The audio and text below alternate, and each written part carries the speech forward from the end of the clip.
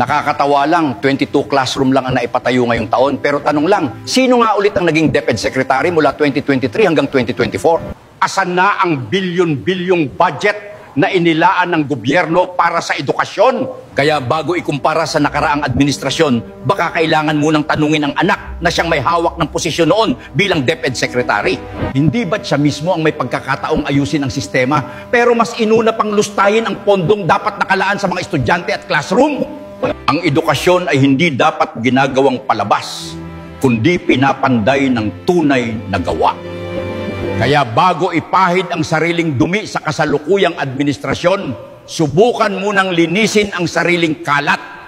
Habang nagkukulang sa silid-aralan, ang mga bata naman ang nagdurusa sa init, siksikan at kakulangan sa gamit.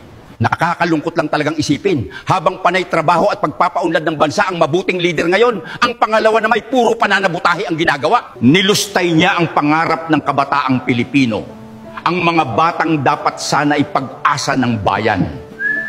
Hindi natin pwedeng hayaan ang pagnanakaw sa pondo ng bayan. Kailangan nilang managot at makulong. Impeach para sa hustisya.